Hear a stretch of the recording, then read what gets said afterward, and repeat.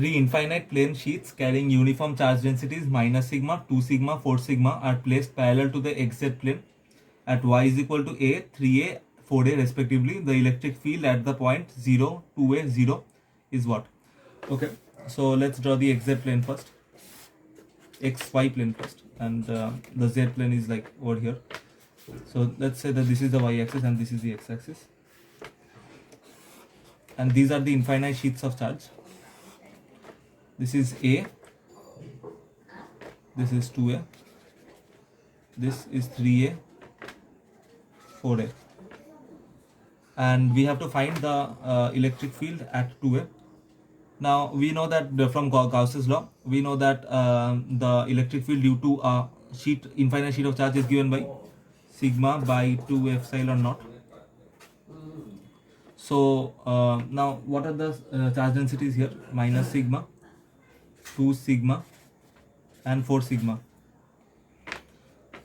So due to this this sheet of charge right here, now it is usually supposed to the electric field is supposed to be directed away from the sheet of charge, but over here the sigma is negative, so it will be directed towards the sheet of charge for sheet 1, 2 and 3.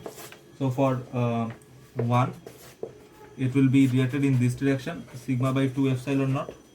For 2, it will be directed in this direction again, 2 sigma by 2 epsilon naught. And for 3, it will be directed in this direction, 4 sigma by 2 epsilon naught. So by superposition principle, we just add these 3 and we will get 7 sigma by 2 epsilon naught directed in this direction. Now this direction is negative y-axis, so for the vector, the unit vector will be will be minus j cap. So the answer is minus 7 by 2 sigma by epsilon naught j cap. So that's 21, and that the option number is, yeah, for the question paper that I have, the option number is B. Okay, for 22.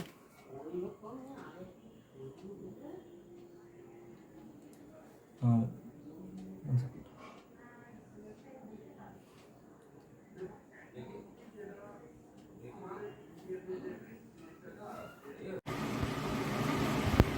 So for question number 22, we have been given this graph. This is 1 by psi, and this is time period. No, it is temperature. Sorry, it's absolute temperature. So for two types of magnetic materials A and B, the variation of 1 by susceptibility versus temperature T is shown in the figure. Now then the option is we have 4 options. A is diamagnetic and B is paramagnetic. A is ferromagnetic and B is diamagnetic. A is paramagnetic, B is ferromagnetic, and A is paramagnetic and B is diamagnetic. So this is A and this is B. Okay, so for we know that for ferromagnetic substances, susceptibility is directly proportional to 1 by T, but this is true only after it exceeds after the temperature exceeds the Curie's temperature. So none of these two substances will be ferromagnetic. And we know that diamagnetic substance, for a diamagnetic substance, susceptibility is independent of temperature. So B has to be dia. B has to be dia. And for paramagnetic substance, susceptibility is directly proportional to 1 by T. So 1 by susceptibility will be directly proportional to T. So A is paramagnetic. And the option is, the option number is A is paramagnetic and B is diamagnetic. Yeah. So option number is D. 23. Over here we have been given a graph for voltage and time. It looks somewhat like this, and we know that this is T by 2, this is T, and this is V naught. This is T and this is V, and we have to find the RMS value of the voltage. Now to find the RMS value, we know that it's root mean square, so we find the mean. So we basically integrate V dt and then divide it by T for one rotation, that is one time period. So it's basically this, root 1 by T V naught square by T by 2 plus, so this is the time period. Over here it is V naught, So it's V naught square by T by V naught square times T by 2 plus, and over here it is the voltage is 0, so it's 0 times T by 2, and 1 by T for one complete cycle. And we have squared it, so squared, and then we have found the mean, and then we have found the root, so it's root mean square RMS. So RMS value of V is equal to root over 1 by T into V naught square into T by 2 is equal to V naught 1 by T by root 2. So the option here is D, it should be D. 24. A thin charged rod is bent in the shape of a small circle of radius r, and the charge per unit length is lambda. The circle is rotated about its axis with a time period t, and it is found that the magnetic field at a distance d away, d much greater than r from the center on the axis, varies as r to the power m by d to the power n. The values of m and n respectively are 1. Okay. Okay, so I just read out the last question and now it's time to solve it. So we have a rod and we bend it in the form of a ring. So it will look somewhat like this. And the ring has been rotated at a speed, at an angular velocity. The time period is t. And at a distance of d from the center of the ring, we have to find the magnetic field. Now at first, so the ring is being rotated, and we can assume that some current is flowing through we can treat this rotating ring with a charge density lambda. We can treat it as a current carrying wire, where the current will be I equals lambda omega r. Because it's rotating, it's really easy calculation. You can do that on your own. So we are basically finding the amount of charge that passes through, like let's say this line, per unit time, and you will find it that I will be lambda omega r, where lambda is the charge density. Now it's time to find the magnetic field. The magnetic field can be found by we already have a formula. We already have a formula for magnetic field for a current carrying wire, current carrying ring. So that formula is B is equal to mu naught I r square by 2 d square plus r square whole to the power 3 by 2. Now this basically comes from Maxwell's third equation, which you don't need to know. I think there is an easier variant that we are taught in 11 and 12, but it doesn't matter. So the formula is basically this, and we have been given that d is much greater than r. So is equal to mu naught I r square by 2 d cube d square 1 plus r square by d square 3 by 2. Now since d is much greater than r, this will be 0. So we have mu naught I r square by 2 d cube. Now we know that I is equal to lambda omega r is equal to mu naught lambda omega r cube by 2 d cube. So from here it's evident that m is equal to 3 and n also is equal to 3. By the way, where this formula comes from, I think the name, I've forgotten the name. So by the way, we are getting this B over here from the Biot-Savart law, which actually directly comes from Maxwell's third equation. So basically you should know this formula for current carrying ring, and over here we get m is equal to 3 and n is equal to 3, r cube by d cube. Now for the next question, we have 25.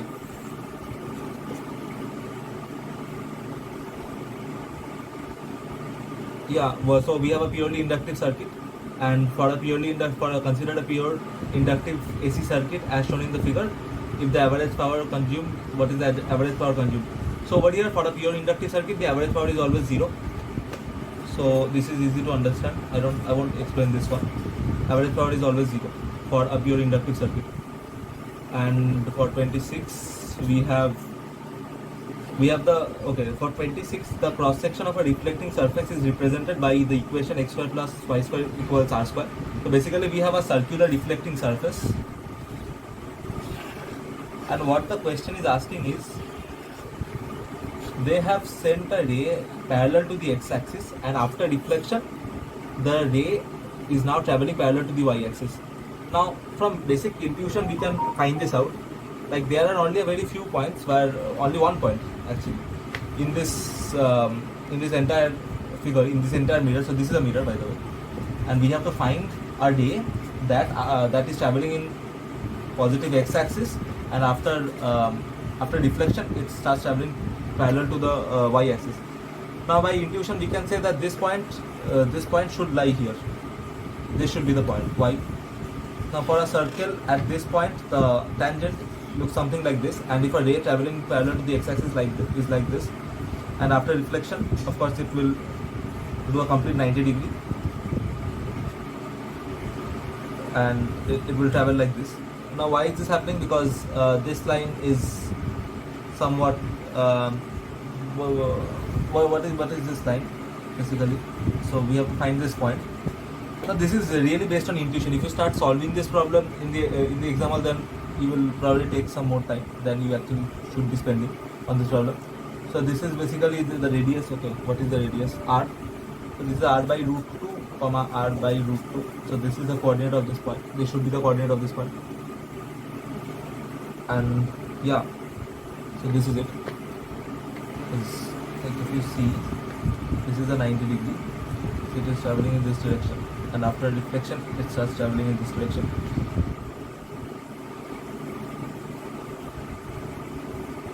So the next problem is so we have a color coded resistor 27. So for this the correct option number is okay. So this is positive x and negative y. So this should be minus. So the correct option number is D. Now, if you see this point for the other coordinates, you will see that it doesn't work in that way. For example, if we take it in the plus coordinate, it will start the ray will be traveling initially in the positive x, and then after reflection it will travel in negative y. So you will see for the other coordinates also this point will not work. Now in the options, all the options are in r by root 2 and r by root 2. The signs have been changed, of course. They have given this point for all the 4 coordinates, and if you just check by intuition, you will realize that this is the point they are talking about. So question number 27, we have a resistor and it's color coded. It looks like this. This is red, this is yellow, and this is orange. So for this, really, I don't really have anything to say, because color coded resistors, you'll just have to learn up what these colors represent. For example, over here, red represents 2, yellow represents 4, and the orange represents the factor with which it should be multiplied. It's like orange represents 1000, I think. So it is like 24 kilowatt. And if you check the options, then you will see that there is only one option that says 24 kilowatt, and there is this plus minus 20%. But you just have to take care of 24 and 2 and 4 and orange. Orange represents 1000, so it's 24 ohms times 1000. So it's 24 kilowatt, and the answer is C. Now we have 27, now 28. Okay, in 28, we have to talk about Young's double slit experiment. So for Young's double slit experiment, we know that delta x, that is the path difference, is given by small d y by capital D, where small d is like the distance between the 2 slits, and capital D is the distance from the slits to the screen. And yeah, so the light rays travel like this, and this is the path difference delta x. This is the angle theta. Yeah. So basically, if the path difference is a multiple of lambda, then you'll see that the light rays constructively interfere. But if they are a multiple of lambda by 2, then the light rays destructively interfere. So if you have to find the delta y, if you have to find the y, so y is basically y is equal to delta x capital D by small d. So for constructive interference over here, delta x should be a multiple of lambda. So delta x is equal to n lambda, and for destructive interference, it should be a multiple of n lambda by 2. constructive, destructive. N plus 1 by 2, n plus 1 by 2 lambda actually, not n lambda by 2. Yeah, for destructive it should be a multiple of n plus 1 by 2 lambda. Like it should be a multiple of 1 by 2 lambda, that's what I mean. So if you want to find the third point or the third point on the screen where constructive interference takes place, you'll have to just basically place n is equal to 2. For n is equal to 0, we get this point, that is the central right fringe or whatever, and for n is equal to 2 you'll get the third one. So for n is equal to 2 you will get the third constructive interference, and for n is equal to I think for n is equal to 3 you will get the third destructive interference fringe. So you just place 2 and 3 and you will get it. You will get y. You will get a y for constructive interference. It is y is equal to 2 lambda capital D by small d, and for destructive interference it is 1.5 lambda capital D by small d destructive. Now you just have to find the distance between these 2 points, and that has been given. So delta y is equal to 0.18 centimeter, which is equal to capital D, that is 120 centimeter, divided by small d, that is 0.02 centimeter, multiplied by delta, the distance. Yeah.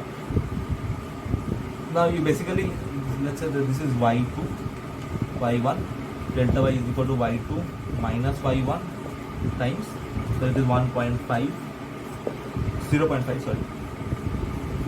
So once you solve this, you will find out that lambda is equal to 600, is basically 6 into 10 to the power minus 5 centimeter, which is equal to 600 nanometer. Okay, let me just walk you through what happened here.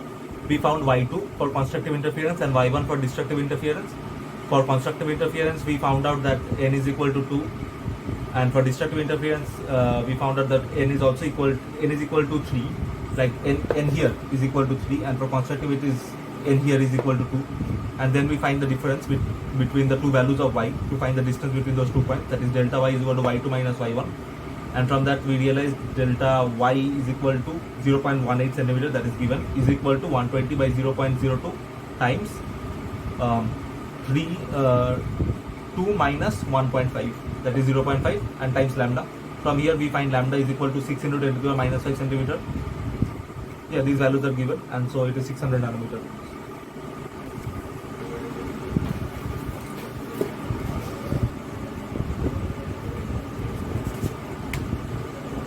Okay, so for question number 29, what do we have? A 12.5 electron volt electron beam is used to bombard gaseous hydrogen at ground state. The energy level up to which the hydrogen atoms would be excited is, okay. So 29, we have a 12.5 electron volt electron beam, and we know that the energy in the nth level of a hydrogen atom is given by minus 13.6 z square by n square. Now this is true for single electron species only, z square. So never mind. So the difference, we have to basically find the difference between the energy levels of the first state and the nth state, that is the state which it has been excited to. So the difference is basically 13.6, 1 by n initial minus 1 by n final. Now initial is 1 and final is what we have to find out, and this difference in energy is given by 12.5. So yeah, this n initial is 1, so it is 13.6 minus 13.6 by n final square is equal to 12.5. You just have to solve this and you will get 13.6 minus 12.5 is 1.1 is equal to 13.6 by nf square, and nf is equal to root over 136 by 11 is equal to 3.5. Now 3.5, this is not an integer, so we have to round it off. Now this is basically going to be rounded off to 3, because the energy levels are only present in like integers, like they are numbers. like first energy level, second energy level. There is no number in between because they are all quantized. So NF is equal to 3. That is the answer, and the option is B. Now 30. A spherical convex surface of power 5 diopter separates object space and image space of refractive indices 1 and 4/3 respectively. The radius of curvature of the surfaces. Now the figure or the lens setup that we are talking about here looks somewhat like this. We have a convex surface and it separates two regions, the image space and the object space. This is the object space and mu is equal to 1. This is the image space and mu is equal to 4/3. So something like this is happening with the rays of light. Now we have been given the spherical convex surface of power 1/5 diopter. So we can say that the power is given and we have to find the radius of curvature for this. Yeah, this can be called a lens, but whatever. No, this is probably not a lens. Doesn't matter. So we just use the Lensmaker formula, that is 1/f is equal to mu2 by mu1 minus 1, so 1/r2 minus 1/r1. Now over here R2 is infinity and R1 is what we have to find out, and mu2 by mu1, mu2 is 1 by 4/3 minus 1, 1/r2 minus 1/r1, so it's 0 minus 1/r1 is equal to 1/f. That is the power, and the power has been given as 5 diopters, so 1/f is 5. Now this is in meters, by the way. 5 diopters, sorry. So this is 5 basically. 5 is equal to what is this? 3/4 minus 1 minus 1/4 times minus 1/r1.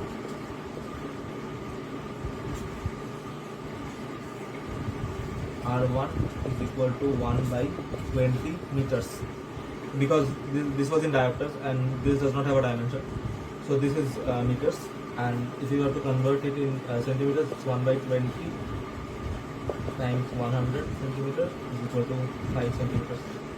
So the option is D. Yeah, that's it. By the way, these were all the questions of set D.